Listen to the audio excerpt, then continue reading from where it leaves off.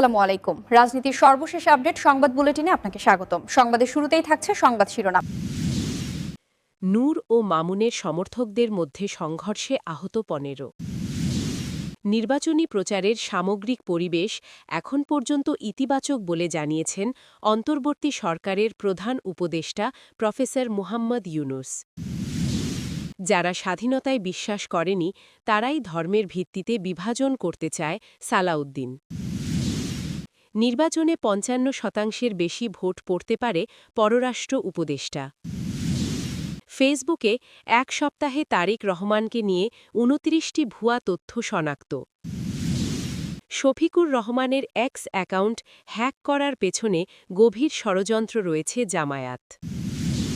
এতক্ষণ শুনছিলেন সংবাদ শিরোনাম, এখন থাকছে বিস্তারিত। নূর ও মামুনের সমর্থকদের মধ্যে সংঘর্ষে আহত ১৫। পটুয়াখালী ৩ গলাচিপা দশমিনা আসনে বিএনপি জোটের প্রার্থী নুরুল হক নূর এবং বিদ্রোহী প্রার্থী হাসান মামুনের কর্মী সমর্থকদের মধ্যে সংঘর্ষ হয়েছে। শনিবার ৩১ জানুয়ারি রাত ১১টার দিকে গলাচিপা উপজেলার ডাকুয়া ইউনিয়নের ৩ নম্বর চত্রা সরকারি প্রাথমিক বিদ্যালয়ের সামনে এ ঘটনা ঘটে। এ ঘটনায় উভয় পক্ষের প্রায় ১৫ জন কর্মী সমর্থক আহত হন। গণ অধিকার পরিষদের সভাপতি নুরুল হকের নির্বাচন পরিচালনা কমিটির সমন্বয়ক এবং ছাত্র অধিকারের কেন্দ্রীয় কমিটির সভাপতি মোহাম্মদ আবু নাঈম গণমাধ্যমকে বলেন, গতকাল রাতে ডাকুয়া এলাকায় ঘোড়া প্রতীকের মিছিল নিয়ে যাচ্ছিলেন হাসান মামুনের কর্মী সমর্থকেরা। একই সময় তাদের ট্রাক প্রতীকের স্থানীয় কয়েকজন সমর্থক দাঁড়িয়েছিলেন। ঘোড়া প্রতীকের লোকজন তাদের সংখ্যায় কম দেখে উস্কানিমূলক স্লোগান দিয়ে মারধর শুরু করেন। এতে ট্রাক প্রতীকের সমর্থক মুহাম্মদ আলতাফ প্যাদা ৪০ বছর, মুহাম্মদ ফিরোজ খান ৩৫ বছর, মুহাম্মদ মাহাতাব খান ৩৭ বছর সহ ৭ থেকে ৮ জন আহত হন। আহত ব্যক্তিদের উদ্ধার করে প্রাথমিক চিকিৎসা দেওয়া হয়েছে। হাসান মামুনের সমর্থক মুহাম্মদ মারুফ বলেন, গতকাল রাতে ডাকুয়া নির্বাচনী কার্যালয় থেকে তারা ঘোড়া প্রতীকের স্লোগান দিয়ে মিছিল করে নিজ নিজ বাড়িতে যাওয়ার উদ্দেশ্যে রাস্তায় নেমেছিলেন। এ সময় ট্রাক প্রতীকের সমর্থকেরা তাদের পথ রোধ করে লাঠিসোঁটা দিয়ে মারধর শুরু করেন। এই হামলায় ৭ থেকে ৮ জন আহত হয়েছেন। আহত ব্যক্তিদের মধ্যে জায়েদ মামুদ ২৩ বছর ও মুহাম্মদ ওয়াজিব হাওলাদার ২৪ বছরকে গলাচিপা স্বাস্থ্য কমপ্লেক্সে ভর্তি করা হয়েছে।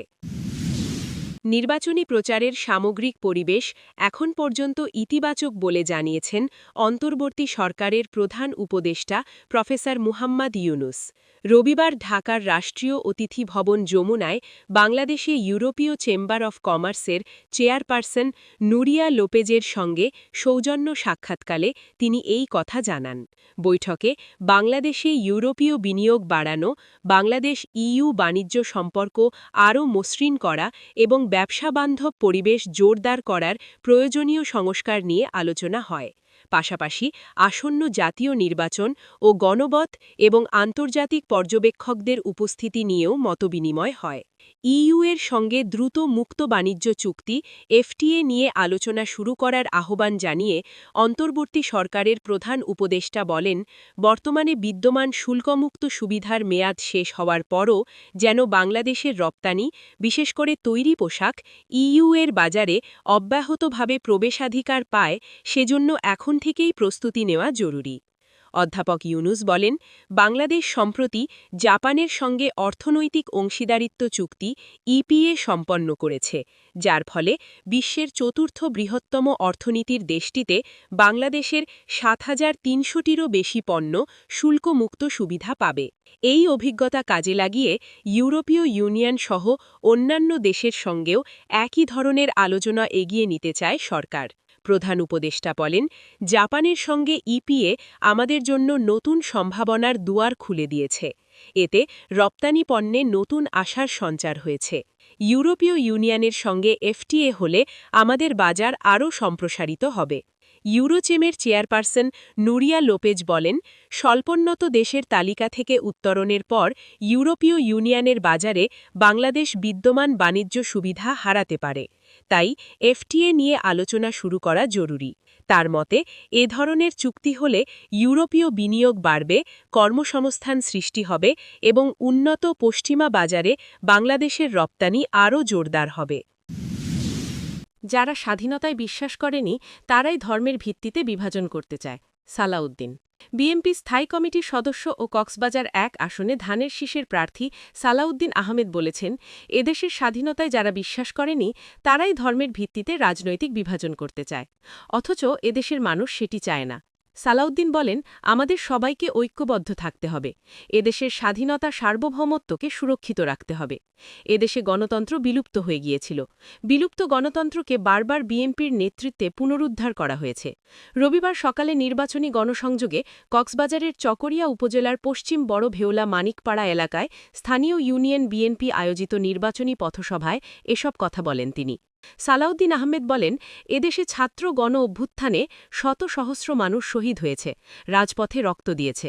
তাদের আকাঙ্ক্ষা ছিল একটি গণতান্ত্রিক বাংলাদেশ বিনির্মাণ ও একটি বৈষম্যহীন সমাজ ব্যবস্থা প্রতিষ্ঠা করার। এই গণতান্ত্রিক বাংলাদেশ প্রতিষ্ঠায় ও শহীদের আকাঙ্ক্ষা পূরণে দেশ গড়তে ধানের শীষে ভোট চান তিনি। তিনি আরও বলেন, আমরা অবাস্তব কিছু বলছি না। আমাদের উদ্দেশ্য হচ্ছে আমরা শিক্ষিত বেকার তৈরি করতে চাই না। আমরা কর্মক্ষম হাতের সৃজন করতে চাই। আমরা ১৮ কোটি মানুষের ৩৬ কোটি কর্মের হাত হিসেবে তৈরি করতে চাই। তিনি বলেন, এই হচ্ছে আমাদের পরিকল্পনা। আমরা পরিবেশের জন্য বলছি বৃক্ষরোপণ করব, খাল খনন করব, প্লাস্টিকের দূষণ ও ব্যবহার কমাব। এ নিয়ে বিএনপির অনেক পরিকল্পনা রয়েছে। অথচ অন্যান্য দল যারা মাঠে রয়েছে তাদের কোনো পরিকল্পনা নাই এদেশের মানুষের জন্য।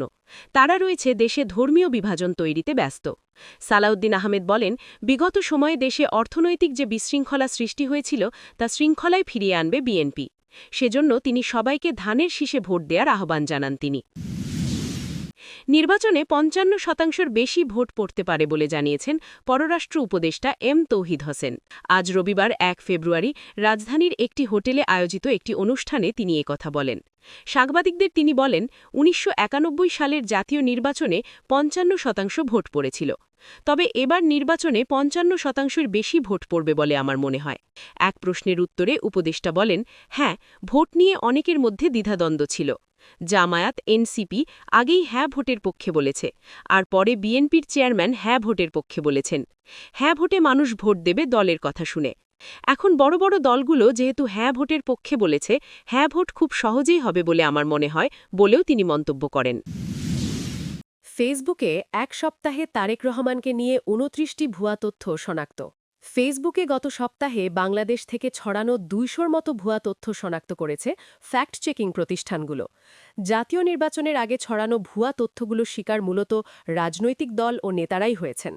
একক ব্যক্তি হিসেবে সবচেয়ে বেশি ভুয়া তথ্য ছড়ানো হয়েছে বিএনপির চেয়ারম্যান তারেক রহমানকে নিয়ে।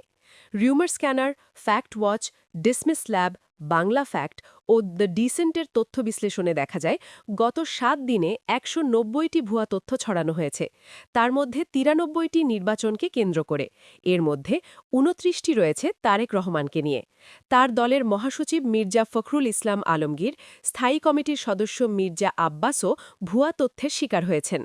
বিএনপির চেয়ারম্যানের পর সবচেয়ে বেশি ভুয়া তথ্য ছড়ানো হয়েছে কার্যক্রম নিষিদ্ধ আওয়ামী লীগের সভাপতি ও গণ অভ্যুত্থানে ক্ষমতাচ্যুত শেখ হাসিনাকে নিয়ে। জামায়াতে ইসলামীর আমির শাফিকুর রহমান, অন্তর্বর্তী সরকারের প্রধান উপদেষ্টা অধ্যাপক মোহাম্মদ ইউনুসকে নিয়ে ছড়ানো হয়েছে ভুয়া তথ্য। তথ্য বিশ্লেষণে দেখা যায় তারেক রহমানের বক্তব্য বিকৃত করে ও ভুয়া উদ্ধৃতি দিয়ে প্রচার করা হয়েছে। এর মধ্যে মেয়ে জাইমা রহমানের বিয়ে প্রসঙ্গে তারেক রহমানের ভুয়া মন্তব্যের একটি ফটোকার্ড ছড়ানো হয় একটি সংবাদ মাধ্যমের ফটোকার্ডের আদলে। তবে যাচাইয়ে দেখা যায় সংবাদ মাধ্যমটি এমন কোনো ফটোকার্ডই প্রকাশ করেনি। আরেকটি ঘটনায় তারেক রহমান পুরনো ও ছেঁড়া জুতা পরে একটি অনুষ্ঠানে বক্তব্য দিচ্ছেন এমন দাবি করে একটি ভিডিও প্রচার করা হয়। তবে যাচাইয়ে দেখা যায় তার নাইকি ব্র্যান্ডের জুতাটি ছেঁড়া নয়, এটি নাইকি ব্র্যান্ডের একটি জুতা যার আউটার সোলের নকশাই এমন। তারেক রহমানের সহায়তায় নারায়ণগঞ্জ সিটি কর্পোরেশনের সাবেক মেয়র সেলিনা হায়াতের কারামুক্তি ও বিএনপিতে যোগদানের দাবিতে একটি ছবিও প্রচার করা হয়। তবে যাচাইয়ে দেখা যায় ছবিটি কৃত্রিম বুদ্ধিমত্তা বা এআই এর মাধ্যমে তৈরি। এছাড়া দুই দেশের নাগরিকত্ব থাকার পরও তারেক রহমানকে নির্বাচন করতে দেওয়া হচ্ছে কেন, এমন শিরোনামে পুলিশের বক্তব্য দাবি করে একটি ভিডিও ছড়ানো হয়, এটিও এআই দিয়ে তৈরি করা। শাফিকুর রহমানের এক্স অ্যাকাউন্ট হ্যাক করার পেছনে গভীর ষড়যন্ত্র রয়েছে জামায়াত। বিএনপির সমালোচনা করে জামায়াতে ইসলামীর সেক্রেটারি জেনারেল মিয়া গোলাম পারওয়ার বলেছেন, সেদিন দেখলাম সোশ্যাল মিডিয়াতে বিএনপির নেতা বলছেন দাড়িপাল্লার জন্য কোনো মহিলা যদি ভোট চাইতে যায় তার কাপড় খুলে নেওয়া হবে। ভোটের আগে যদি তুমি মায়ের কাপড় খুলতে পারো, ভোটের পরে ক্ষমতায় গেলে বাংলাদেশের কাপড়ও তোমরা খুলে নিতে পারো।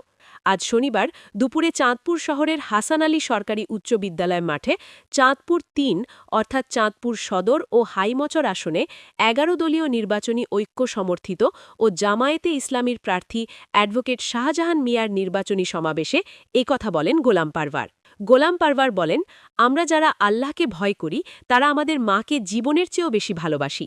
আমাদের মায়ের গায়ে হাত তুললে সেই হাত সুস্থভাবে ফিরিয়ে দেব না, আর একটিবার যেন আমার মায়ের গায়ে হাত না তোলা হয়। এর আগে বেলা ১১টায় ফরিদগঞ্জ বাস স্টেশন এলাকায় চাঁদপুর ৪ অর্থাৎ ফরিদগঞ্জ আসনে জামায়াত মনোনীত প্রার্থী মাওলানা বিল্লাল হোসেন মিয়াজির নির্বাচনী জনসভায় যোগ দেন গোলাম পারওয়ার। সেখানে তিনি বলেন, আমরা সবাই দেশের পরিবর্তন চাই। ৫৪ বছরে আমরা প্রকৃত পরিবর্তন দেখিনি। এ সময় ৩টি দলকে ক্ষমতায় দেখেছি, কিন্তু তারা উন্নয়ন করেনি, করেছে দুর্নীতি। জামায়াতে ইসলামীর সেক্রেটারি জেনারেল বলেন, বাংলাদেশের পরে অনেক দেশ স্বাধীন হয়ে উন্নতি করেছে। তারা প্রশ্ন করেন, দেশের এ অবস্থা কেন? কারণ ওই ৩টি দল সর্বক্ষেত্রে দলীয়করণ ও দুর্নীতির আশ্রয় নিয়েছে। বিচার ব্যবস্থায় হস্তক্ষেপ সহ সবকিছুতেই দলীয়করণ করা হয়েছে। সিন্ডিকেটের মাধ্যমে দেশের অর্থনীতি ধ্বংস করা হয়েছে। দুর্নীতি ও দলীয়করণের কারণে তারা নির্মম ও ঘৃণ্যভাবে নিজেদের জনগণ থেকে বিচ্ছিন্ন করেছে।